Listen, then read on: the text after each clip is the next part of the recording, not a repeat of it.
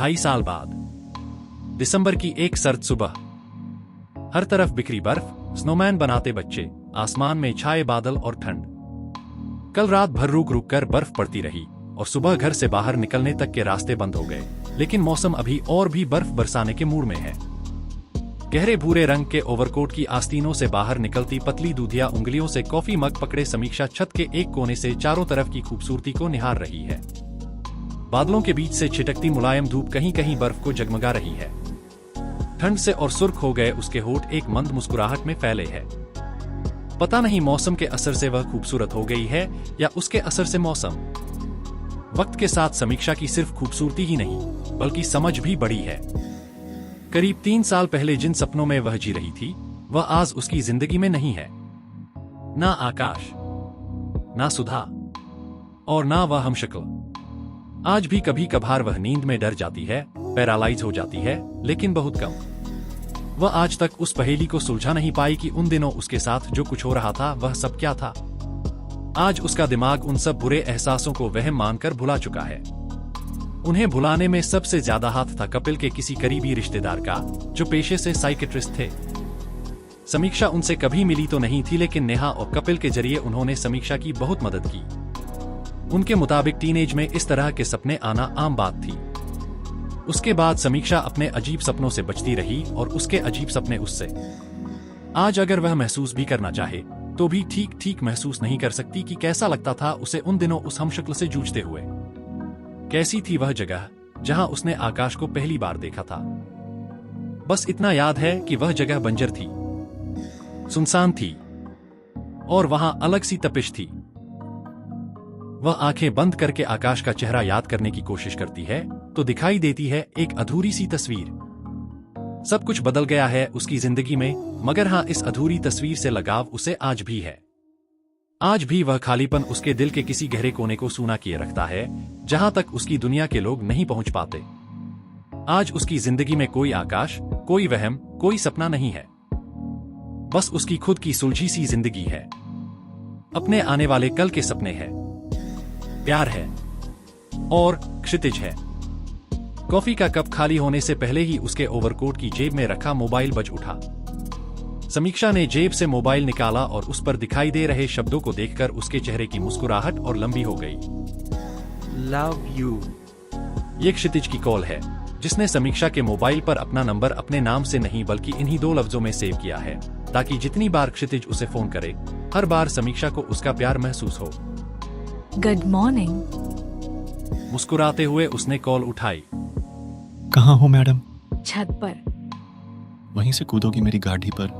Shut up, आ रही हूँ। समीक्षा दौड़ती हुई नीचे आई और हॉल में सोफे पर पड़ा अपना पर्स हाथ में लिया।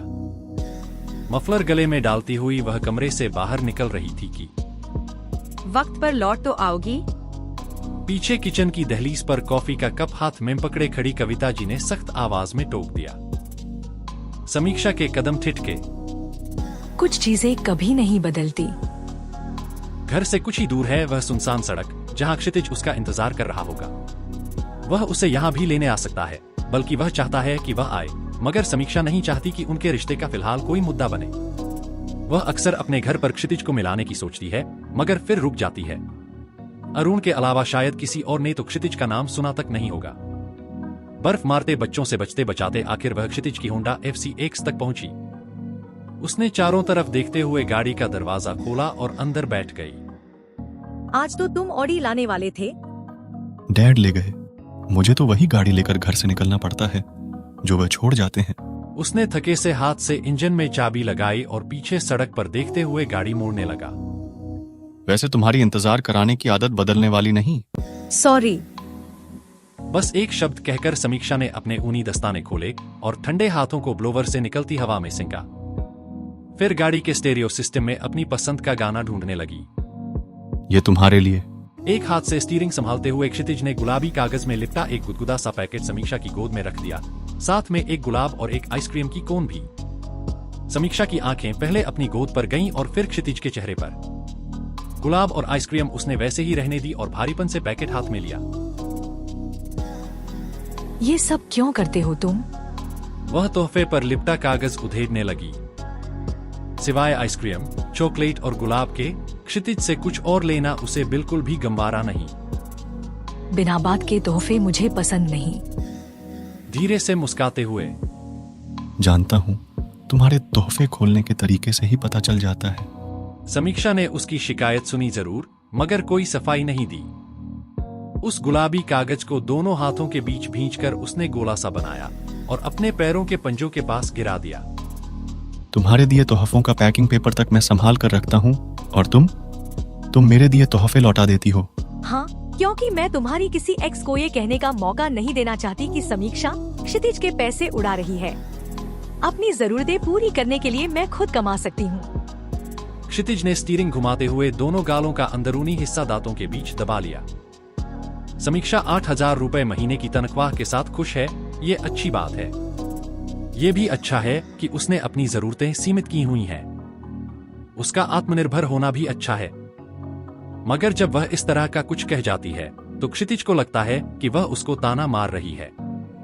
क्या हुआ अगर उसे बाजार में कुछ पसंद आ जाता है या किसी चीज को देखकर उसकी याद आ जाती है और वह खरीद लेता है उसके लिए?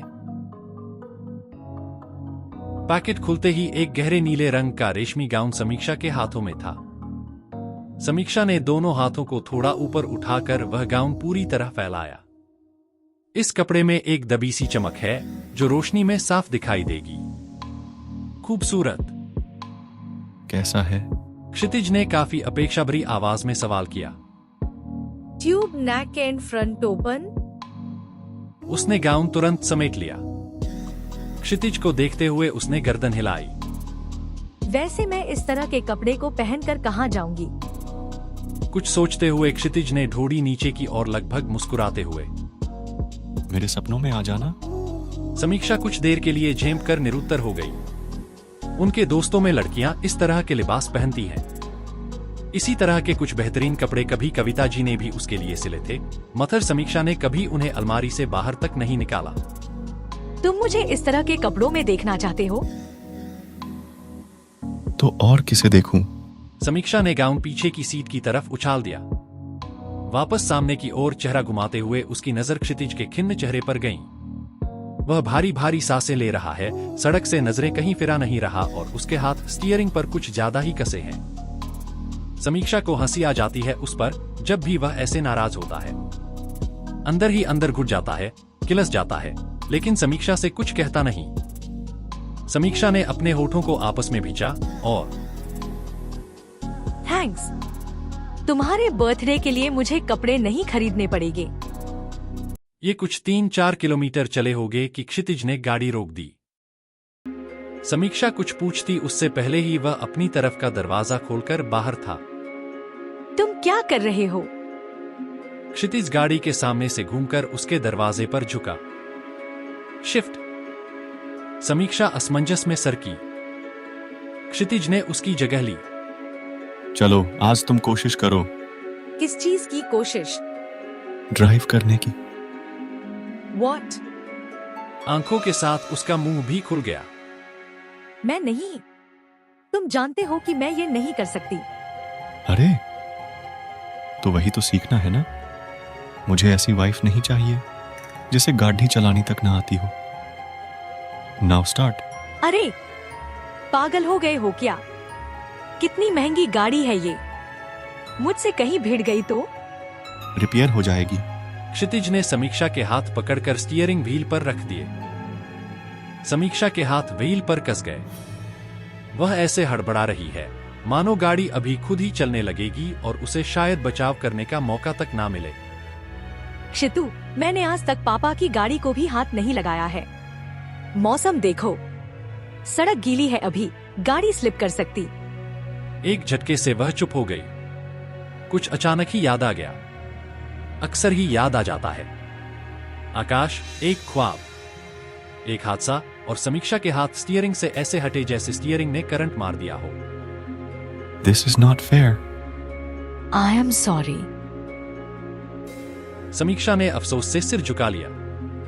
इससे पहले भी कई बार उसने समीक्षा को गाड़ी चलाना सिखाना चाहा, मगर वह कोशिश ही नहीं करती। आकाश और सुधा के साथ हुई उस दुर्घटना का नजारा इतना भयानक था कि समीक्षा के मन में एक डर बैठ गया है। नेहा के मनोविज्ञान की भाषा में इसे फोबिया कहते हैं। इसी डर के चलते उसने कभी रंजन जी की गाड़ी, जो कि हमेशा गैराज में खड़ी ही रहती है, चलाने की हिम्मत नहीं की। उससे 2 साल छोटा उसका भाई आराम से पूरे बाजार में वह गाड़ी घुमा लाता है, लेकिन समीक्षा ने कभी उसे हाथ तक नहीं लगाया। आज फिर एक तरफ उसका फोबिया है और दूसरी तरफ क्षितिज की खुशी।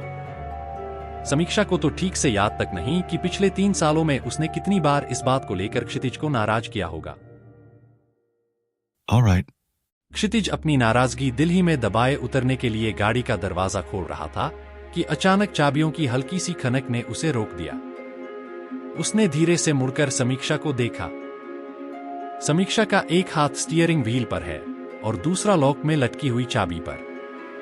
लॉक में चाबी घुमाते हुए उसने आंखें बंद कर भारी सांस भरी। I swear.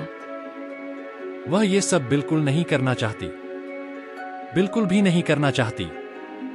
मगर वहां एक मुस्कुराहट के साथ क्षितिज की एक भौं उठ गई। गुड। हाथों को मलते हुए वह आगे को आया। अब क्लच। उसने नीचे देखा। समीक्षा के पैर पहले ही ब्रेक और क्लच पैडल पर है।